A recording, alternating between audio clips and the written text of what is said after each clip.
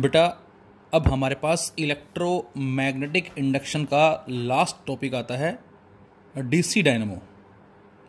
मैंने आपको AC dynamo के बारे में बताया, ट्रांसफॉर्मर के बारे में बताया बेटा, और वहाँ से ट्रांसफॉर्मर में जो एनर्जी का लॉस होता है वो किन किन तरह से होता है और कैसे हम उस लॉस को कुछ हद तक मिनिमाइज कर सकते हैं। तो हमारा जो इलेक्ट्रोमैग्नेटिक इंडक्शन का जो कॉन्सेप्ट था वो था induced EMF as well as induced current. कब?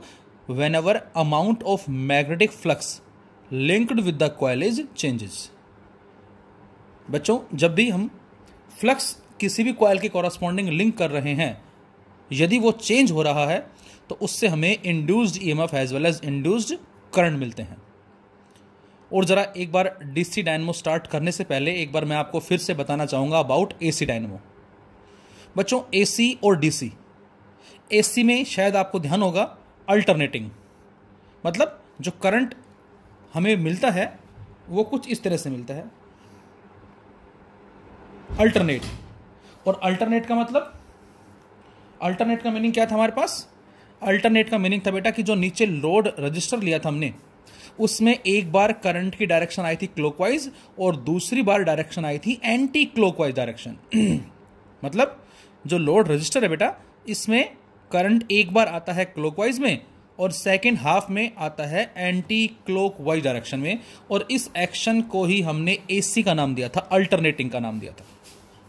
लेकिन बच्चों, जो डीसी डायनेमो है इसमें दोनों ही केसेस में जो लोड रजिस्टर होता है उसमें करंट की डायरेक्शन सेम होती है बच्चों। और इस सेम होने के पीछे जो रीजन बताया गया है बेटा, वो बताया गया इन रिंग्स का। जो हमारी एसी डायनेमो में स्लिप रिंग्स होती थी, लेकिन यहां स्प्लिट रिंग है, लाइक सी लेटर, एक ऐसे और एक ऐसे, लाइक ए सी लेटर। तो इनको हम बोलते हैं स्प्लिट रिंग। केवल और केवल ये डिफरेंस दोनों के अंदर। और यहां जो करंट मिलेगा हमें वो दोनों ही केसेस में सेम डायरेक्शन का रहेगा, मे बी क्लॉकवाइज और एंटी क्लॉकवाइज, कोई भी आप ले सकते हैं। तो जो डिफरेंस है एसी में और डीसी में बेटा वो यही है कि वहां जो पोलैरिटी चेंज हो रही है, मतलब एक बार क्लॉकवाइज और एक बार एंटी क्लॉकवाइज, यहां पर बच्चों दोनों ही केस में हमें डायरेक्शन करंट की सेम मिलेगी, आइदर क्लॉकवाइज और एंटी क्लॉकवाइज। तो सबसे पहला डिफरेंस हमारा हो गया क्या? डीसी डायनेमो और एसी डायनेमो का। दूसरा हम कह सकते हैं बेटा क्या, कि एसी डायनेमो जो वो डिवाइस थी जो करती थी क्या, जो मैकेनिकल एनर्जी को इलेक्ट्रिक एनर्जी में, कौन सी इलेक्ट्रिक एनर्जी? अल्टरनेटिंग। बस अब यहाँ क्या बोलेंगे हम यहाँ बोलेंगे बच्चों, डीसी डायनेमो वो डिवाइस है जो मैकेनिकल एनर्जी को डायरेक्ट करंट में कन्वर्ट करती है। ये भी इलेक्ट्रिक एनर्जी ही है, लेकिन डायरेक्ट करंट वर्ड हमने इसके लिए यूज़ किया है। तो जरा देखें इस डीसी डायनेमो के बारे में, और इसकी डेली लाइफ में बेटा बहुत सारी एप्लीकेशन जो है वो एग्जिस्ट करती हैं। बात करेंगे जरा अभी हम। So first of all, what is the meaning of DC dynamo? केवल जो मैंने बताया चेंज है वो इसका है, बाकी कॉन्सेप्ट एज इट इज है। तो आंसर है the device which is use to convert the mechanical energy into direct current energy, और we can say electricity, electric energy. तो ये वो डिवाइस है बच्चों जो मैकेनिकल एनर्जी को इलेक्ट्रिक एनर्जी में, जो कि डायरेक्ट करंट है, उसमें कन्वर्ट करता है। किस प्रिंसिपल पे वर्क करती है बच्चों? Again, so answer is electromagnetic induction.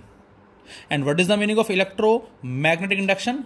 Whenever amount of magnetic flux linked with the coil changes, then induced EMF is produced. उस कॉन्सेप्ट पे वर्क करेगी। और कंस्ट्रक्शन पार्ट भी हमारा ऑलमोस्ट सेम है, except slip as well as split ring, जिसको हमने यहां नाम दिया है। तो कंस्ट्रक्शन और वर्किंग में जरा हमारे पास क्या क्या है बेटा? तो आंसर आर्मेचर कॉइल है, फील्ड मैग्नेट्स हैं, स्प्लिट रिंग्स हो गई, as well as carbon brushes हो गई। तो ये हमारे 4 इसके अहम जो पार्ट्स हैं, जिसमें first one is armature. Armature बच्चों हमने किसको नाम दिया था? तो आंसर एक सॉफ्ट आयरन कोर है, जिसके ऊपर हमने क्या किया हुआ है? लार्ज नंबर ऑफ वायर को, लाइक हम कह सकते हैं क्या, कि हमारे पास एक कॉपर वायर है, उसको हमने वाउंड किया हुआ है, which are well insulated from each other. और उस सी को ही हमने यहाँ नाम दिया किसका, दैट इज आर्मेचर का नाम दिया है। फील्ड मैग्नेट्स क्या है बेटा, तो आंसर है north and south are the pole pieces of a strong electromagnet, जो इस रीजन के अंदर बच्चों मैग्नेटिक फील्ड को प्रोड्यूस कर रहे हैं। क्योंकि ईएमआई में बेटा फ्लक्स चेंज होने के लिए या तो फील्ड चेंज होना चाहिए, या एरिया चेंज होना चाहिए, या थीटा चेंज होना चाहिए, जैसा कि हम बात कर चुके हैं phi equal to B A cos theta, और नंबर ऑफ टर्न्स के लिए एन से इसको मल्टीप्लाई कर सकते हैं। और हमारा आंसर था कि whenever theta changes then flux changes, and flux changes EMF is produced. तो यहां से सेकंड हमारा field magnets. Third one is split rings. वहां क्या था, स्लिप रिंग्स, यहां पर स्प्लिट रिंग्स। तो स्प्लिट रिंग हमने किसको नाम दिया बेटा, the answer is R1 and R2 are the two split rings connected with armature coil as well as brushes which also rotates as the armature coil rotates, जिसमें ये भी क्या करेंगे बच्चों, रोटेट करेंगी। कब, जब आर्मेचर कॉइल रोटेट करेगा। और फोर्थ वन हमारे पास क्या है बच्चों, B1 and B2 these are the carbon brushes. Carbon brushes लेने का पर्पज हमारा क्या था, तो आंसर है इनके थ्रू करंट कहां जाएगा बच्चों, इस लोड रजिस्टर में जाएगा। दूसरा हमने बात की थी कि जब ये घूमेगा तो ये स्लिप रिंग इस पॉइंट पे बार बार स्ट्राइक करेंगी, और उस रबिंग एक्शन की वजह से बच्चों यहां पर क्या होगा, एक पाउडर जो है वो रिलीज होगा इस ब्रश से, and that powder acts as lubricant which reduce the friction. जो फ्रिक्शन वो बच्चों क्या करेगा, रिड्यूस करेगा, उसके लिए हम यूज करते हैं ये। So these are the 4 parameters. अब आगे काम सेम उसी तरह से, एक था Fleming left hand rule, force, magnetic field, current, और एक था फ्लेमिंग राइट हैंड रूल। इसमें क्या था बेटा, इसमें ये मैग्नेटिक फील्ड, ये current, same magnetic field, induce current, बस डिफरेंस किसका है बच्चों, थंब का है। यहां थंब होता है फोर्स, यहां थंब होता है motion of the conductor. Thumb represents motion of the conductor. तो हमने इनिशियली एज्यूम कर लिया बच्चों क्या, कि जो ए बी पोर्शन है बेटा, ये हमारा जो आर्मेचर कॉइल है, हम इसको आर्मेचर मान लेते हैं। This is A, this is B, this is C and this is D. उसी तरह से मान लेते हैं हम इसको ए, इसको बी, इसको सी और इसको डी मान लेते हैं। और ये कुछ ऐसे हम मान लेते हैं, ऐसे रखा हुआ है, जिसमें ए बी पोर्शन कहां है बेटा, फ्रंट में है, और सी डी कहां पर है, बैक में है। मे बी हमने एज्यूम कर लिया, तो ये फ्रंट में है और ये किधर है बेटा, बैक साइड में है। अब चाहे मे बी हमने माना कि ये एंटी क्लॉकवाइज रोटेट कर रहा है या एंटी क्लॉकवाइज, कोई भी आप लेना चाहे ले सकते हैं। तो अब जरा रूल अप्लाई करें, और अब हमने माना कि जो ए बी फ्रंट में है वो तो जा रहा है अंदर की तरफ, और सी डी जो अंदर की तरफ है, पीछे की तरफ है, वो आ रहा है फ्रंट में। और हाफ रोटेशन पे दोनों ने एक दूसरे की जगह को एक्वायर कर लिया, मतलब सी डी फ्रंट में आ गया और ए बी जो है बच्चों वो पीछे चला गया आफ्टर हाफ। लेकिन रोटेशन जब हुआ तो अब आप ये चेक करें कि दोनों में इंड्यूस करंट की डायरेक्शन क्या होगी। तो बच्चों सी डी आ रहा है बाहर की तरफ, इस पेन को ऐसे समझ लें आप, और ए बी जा रहा है अंदर की तरफ, इसको ऐसे समझ लें आप।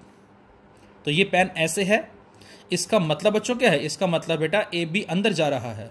आप चाहें तो यहाँ क्रॉस लगा दें, इसका इनवर्ड मोशन है, और सी डी आ रहा है फ्रंट में, डॉट लगा दें, इसका आउटवर्ड मोशन है, इस तरह से। और अब आप रूल अप्लाई करें, तो जैसे ही हम रूल अप्लाई करते हैं तो सी डी तो आ रहा फ्रंट में, ये मैग्नेटिक फील्ड और ये इंड्यूस करंट, तो ये आ जाएगा इंड्यूस करंट जो नीचे की तरफ आ रहा है, इस तरफ। यहां से करंट आया बेटा, और वो करंट यहां से होता हुआ कहां पहुंचा, इस लोड रजिस्टर में, किस डायरेक्शन में, से क्लॉक वाइज डायरेक्शन। अब बात करें यदि हम किसकी, ए बी की बात करें, तो सी डी में आपने थंब को ऐसे रखा, ए बी में ये थंब ऐसे हो जाए, कुछ इस तरह से, ऐसे मान लें इसको। और जैसे ही थंब इस तरह से हो जाएगा, देन इन दिस वे, नीचे की तरफ, तो अब करंट ये मैग्नेटिक फील्ड, तो इसमें बेटा ये आ जाएगी डायरेक्शन करंट की। तो इसका मतलब करंट चला यहां से कुछ ऐसे और ऐसे, in this way. A B connect है बच्चों किससे, R1 से, सी डी कनेक्ट किससे, R2 से। अब सी डी कहां आ गया, फ्रंट में, ए बी कहां चला गया, पीछे। तो जैसे ही हाफ रोटेशन होगा बच्चों, तो अब सी डी जो है बेटा ये फ्रंट में आ गया, और ए बी जो है बच्चों ये कहाँ चला गया, दैट इज बैक साइड में चला गया।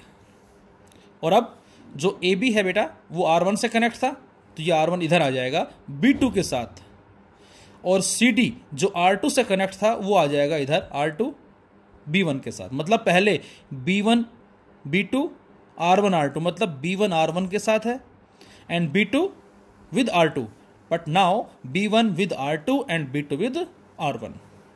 और अब फिर से रोटेशन हुआ, तो नेक्स्ट हाफ रोटेशन में क्या होगा बेटा, अब ए बी जो है वो बाहर आएगा और सी टी जो अंदर जाएगा।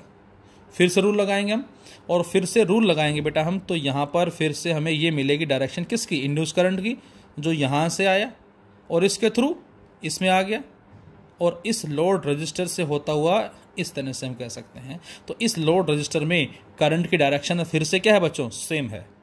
और इसी वजह से हमने बोला है बेटा क्या, कि यहाँ जो करंट होगा वो किसको होगा, रिप्रेजेंट करेगा डीसी, डायरेक्ट करंट होगा, अल्टरनेट नहीं होगा। लेकिन साथ साथ जब ये कॉइल घूमेगा तो थीटा क्या हो रहा है बेटा, चेंज हो रहा है। सपोज थीटा 0 है, फिर उसके बाद बढ़ता गया बढ़ता गया बढ़ता गया। अब आप ये सोचें कि जब थीटा की वैल्यू इंक्रीज होगी तो इस कोस थीटा पे क्या इफेक्ट पड़ेगा, तो आंसर है कोस थीटा डिक्रीज होगा। जैसे ही थीटा 0 है, कोस 0 1, मैक्सिमम फ्लक्स मैक्सिमम होगा। और उसके बाद जैसे जैसे थीटा की वैल्यू इंक्रीज होगी बच्चों, तो वहां कोस थीटा डिक्रीज होगा, और 90 डिग्री होते ही फ्लक्स 0, ईएमएफ 0 हो जाएगी। और जब ईएमएफ 0 हो जाएगी तो पॉइंट उसका या तो ये होगा या ये वाला होगा। और उसके बाद जैसे ही हम बात करते हैं थीटा को 90 ज़्यादा, 120 135 एंड सोन चलते जाएं, तो कहने का मतलब मेरा ये है बेटा कि जैसे जैसे थीटा चेंज होगा फ्लक्स चेंज होगा, और फ्लक्स चेंज होगा तो फैराडे के लॉ के according E is equal to -d∅dt वो चेंज होगी। तो फिलहाल ये तो हमारा डायग्राम किसका है, AC का है। तो DC के लिए जो ग्राफ हमें कुछ ऐसे मिलता है। उसके बाद फिर थीटा 0 हुआ, फिर 90 हुआ, फिर 180 270 360, फिर से 0 एंड सो ऑन। तो इस तरह से पीक्स हमें मिलती चली जाती हैं। So this is the all about DC dynamo. यहाँ से तो इसका इस तरह से हमें ग्राफ जो है वो ऑब्टेन होता है। What are the uses of DC dynamo? तो आंसर है, there are so many uses of DC dynamo. First one is DC dynamo, or we can say DC generator is used in charge the batteries. Batteries वगैरह जो होती हैं उनको charge करने के लिए बेटा जो हम यूज़ करते हैं दैट इज़ DC डायनेमो। या आपने सुना भी होगा आई थिंक, जो हमारी इन्वर्टर की बैटरी होती है, या ये कहें जो भी हमारी गाड़ी की बैटरीज होती है डिस्चार्ज हो जाती है, तो उसको चार्जिंग करवाने के लिए हम मैकेनिक के पास जाते हैं, तो वो इसी DC डायनेमो के बिहाफ पे ही चार्ज करता है इसको। Second one is used in small power supply like a portable generator.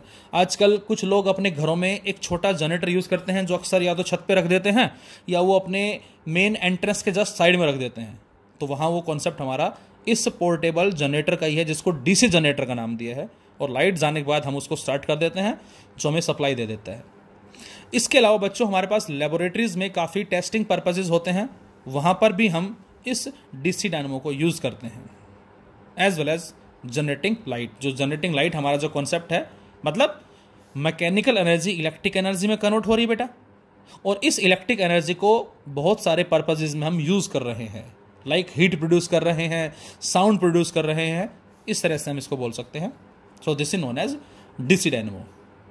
तो यहाँ से इस वीडियो से बेटा हमें ये पता लगता है बच्चों कि AC डायनेमो और DC डायनेमो में सबसे पहला डिफरेंस हो गया पोलरिटी, कि यहाँ पर दोनों ही केसेस में जो करंट होगा बेटा वो सेम होगा, सेम डायरेक्शन में होगा इस लोड रजिस्टर में, जबकि वहाँ अल्टरनेटिंग था। दूसरा हम कह सकते हैं क्या, कि वहाँ पर जो रिंग थी वो स्लिप रिंग थी, कंप्लीट यहाँ पर स्प्लिट रिंग्स हैं R1 R2। तो this is about DC dynamo. Thank you.